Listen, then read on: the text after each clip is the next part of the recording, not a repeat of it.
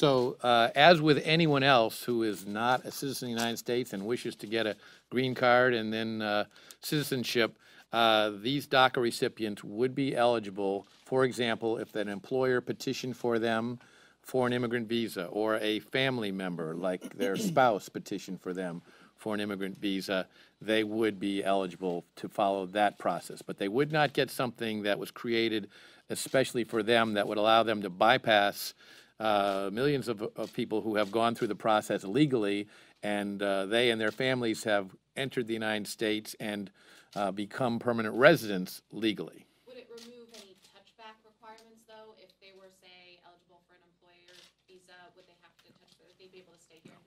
It would not remove that at this point, no. It would not remove the touchback. No, that's right. It would, just to be clear, it would treat them like every other person who gets in the line. They would have to go through the same process that every other person. Why we would not give priority to them over people that are trying to do it legally. So what's the major change from the status quo for them? That they can remain in the United States. Congress is authorizing it. What the previous president did was not constitutional from our view. So there needs to be a legislative solution, and we're giving them the opportunity to every 3 years have for eternity legal status here, to be able to work, go to school, travel, and take the existing paths that we have in our system to citizenship, but not go ahead of anybody else. 3-year permits like we have now. It's 2 years now. Right. So, but the permits would look like we have now. Plus 3 years, renewable indefinitely. Yes. with the touchback. Correct. To come back for any of these other categories for green cards. Correct, but they would be able to travel outside the United States and return to the United States in this status without any difficulty. Thank you guys very much. Yeah. Mr. Labrador mentioned that you need House leadership on this, but a number of the provisions in the bill are outside sort of the four-pillar scope that was established for negotiations at the White House yesterday. No, they're all within the four-pillar scope. Well, the four pillars are DACA, border security, Yeah. chain migration, and diversity. And every one of deals with sanctuary cities. Yeah, it's case border law. security, case law, all those issues are needed for border security. So my question is Leader McCarthy is upstairs right now meeting with Democrats. Correct. Your belief that he is pushing for this bill? He is pushing for the four things that were agreed to, and if you look at what the Secretary of Homeland Security, Ms. Nielsen, distributed yesterday, you'll find all of these things on their list, with the exception of agricultural guest worker, which is there because we have a mandatory E-Verify program in our bill, and the two of those have to go together. And as I mentioned, we've been working on this for 4 months, so these things are all happening in parallel.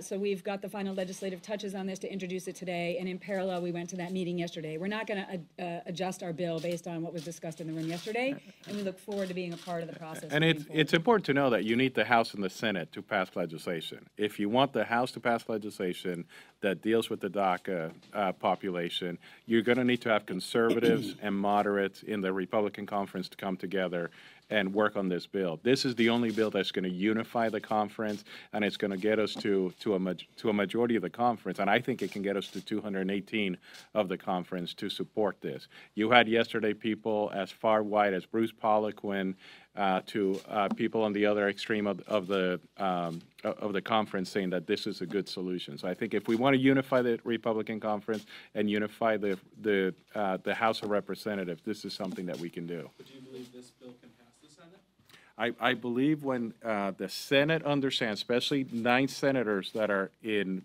red states, that the people in their states actually want border security before giving any kind of benefits to the DACA population, I think we can get 9 senators to agree to this. Absolutely. Yes. 2 questions. One, so I take it at this point you are not planning on being involved in any bipartisan talks on the House side. And 2, can you explain your decision to... We will definitely be involved in bipartisan talks because the talks initiated at the White House yesterday are both bipartisan and bicameral. And we were all in that group. So. The leader is meeting with the leader in on the whip on the Democratic side, and the leader and the whip in the Senate on a schedule for those negotiations to continue. And then on the question of legal immigration, your bill would limit legal immigration by 25%, as the handout says. Can you explain why you would want to do that, and especially given economic reason, given that falling birth rates is something that concern economists, and the Congressional Budget Office says would actually lower our growth without immigration? we want to end chain migration except for immediate family members, spouse and minor children, and then move to a merit-based system. And when we move to the merit-based system, some of those green cards that are eliminated from the extended family chain migration would be available for that purpose. And when we eliminate the visa lottery program today, we immediately transfer those green cards to the employment-based categories, which have long waiting lists right now, to speed up the granting of green cards to people in those categories now. But this is not, as Martha has already said, this is not a comprehensive immigration reform bill. The president and others yesterday at the White House said that there would be further phases. We anticipate that in our bill by noting that the president wants to move to a merit-based system, but we don't attempt to do that in this bill. Just to be clear, the overall amount of legal immigration in your bill, this handout says, would go down from an average of over 1 million a year to it would go down by 260,000. That's correct. Not correct? That's correct. Okay, economically, why is that a good idea? But actually, your argument, your premise is wrong. If the people that are coming to the United States right now, that are coming based on family relationships, are not necessarily adding to the economy like you're saying. The overall, I'm not making that yeah, argument. I'm no, just saying but that's why I'm saying that the premise of your question is wrong. When we move to a merit-based immigration system, then we're going to be meeting the needs of the United States.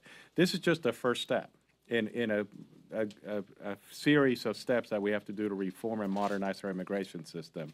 When we deal with the merit-based immigration system, then we will have an economic system that will be stronger than the current one that we have right now, that brings over 70% of the people that are coming to the United States are based on family relationships and not the needs of the United States. And in a future bill, that 260,000 green cards will be available for that merit-based system. Yes. Mr. Labrador, if we can get some sound in Spanish, please. Okay. Good luck. I was thinking in English, so. All right. I'll be brief. El propósito de nuestra legislación es simplemente para ayudar al presidente Trump a continuar con las promesas que le hizo al pueblo americano.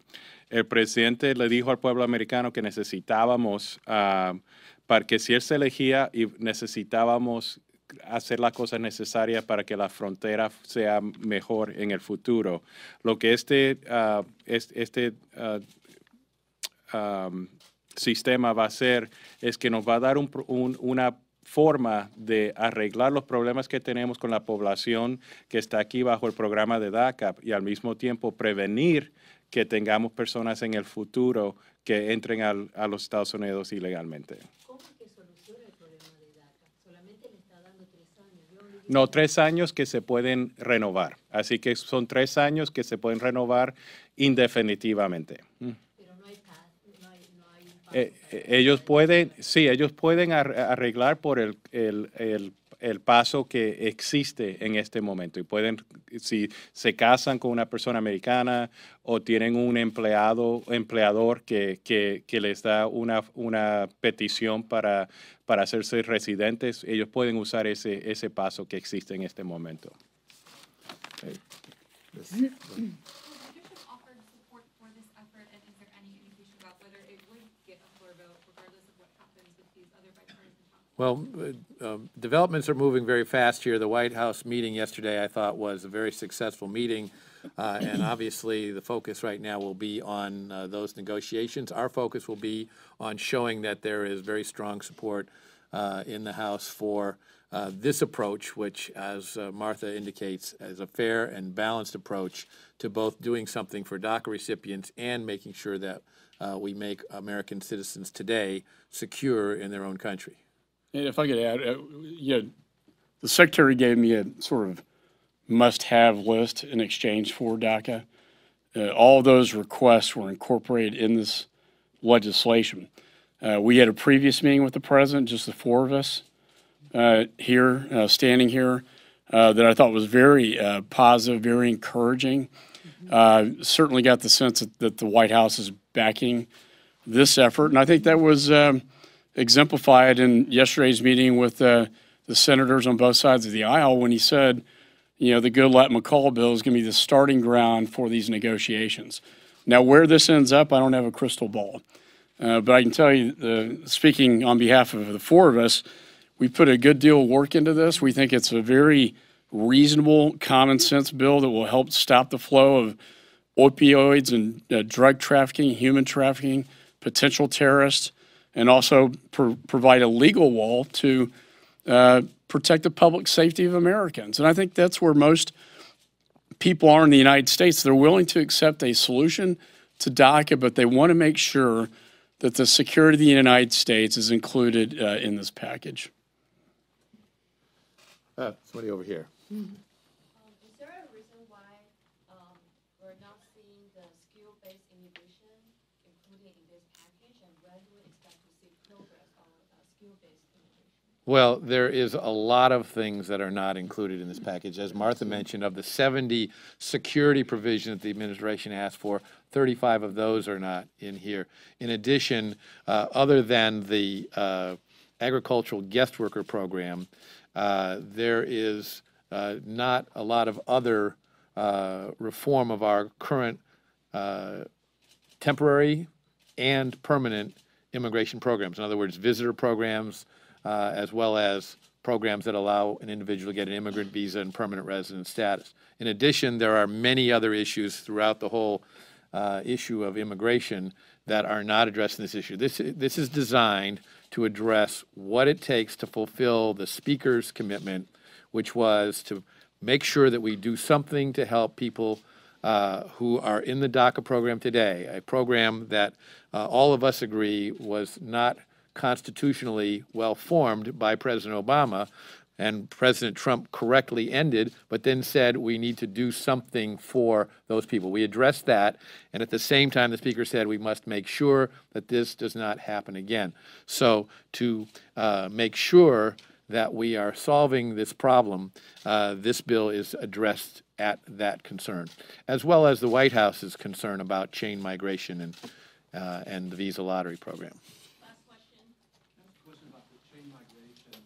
I understand what you're trying to do in terms of this indefinite sponsorships from green card holders and recent citizens, but you're talking about constitutionally well-formed. How constitutionally do you limit certain citizens from sponsoring extended relatives? You don't. Well, you're going to create a two-class, No, you misunderstand. No. The immigration laws of our country have always been designed to enable people in this country to, under certain circumstances, under laws approved by the Congress, to petition for people to come into this country. They could be expanded, they could be contracted. We believe that chain migration is a problem that brings people into the country that do not necessarily add the things that a merit-based system would bring. So the first step toward accomplishing that goal is to end those categories that fit that bill. In addition, those categories for brothers and sisters of United States citizens and adult children of U.S. citizens and permanent residents, the waiting lists on those are so enormously long in many instances that there really is no longer a family reunification where somebody comes and then a short time later other family members can come and join them. We think this should be focused on an immigrant's immediate family, and we protect that and preserve that here and eliminate these more extended relationships. Yeah, can I just add one final point? I think it's a broken immigration system. We're trying to fix it to bring in the best and the brightest into America. We don't want some random lottery system where people get in by just a random pulling out of a hat. That's not bringing in the best and the brightest of the United States. We want the scientists, the engineers, the people that can contribute to the American economy. And I think that's a lot of what we're trying to achieve here and what this bill is designed to do. In addition, the chain migration, the immediate family, we protect, but extended relatives also, I think, raises a concern as well. And going back to the New York terror cases, we saw what kind of bad apples were coming into the country. So I look at it from, a public safety, national security perspective as well. Could I just address that issue real quick? I'm not sure I understood your question, but there's no constitutional right to bring your family to the United States. Nothing in the Constitution guarantees that. In fact, the Constitution grants Congress the ability to determine who comes to the United States and who does not come to the United States. And we can limit that or expand that at any time. But there's currently a right for a citizen. I can sponsor. There's no right to that. There's a current law that allows a citizen to do that, but that's not a constitutional right. That's been an ability that's been granted to citizens by the Congress. Congress expanded that list, and Congress can contract that list at any time. And just to clarify, we're not creating a second. Who can sponsor and No, we are not creating two classes of citizen. For everyone, we are eliminating parents, brothers and sisters, and adult children. For everyone. There's no two. That's applies to correct. everybody. Correct, that Applies applies to everybody. Okay? If you have a brother or Everyone's the sister same. who's Everybody. not a United States Spouse, citizen, yes. this law would end your right to do Right, that. spouse and minor children are protected. Correct. Thank you you very all. much. Yeah, thank you.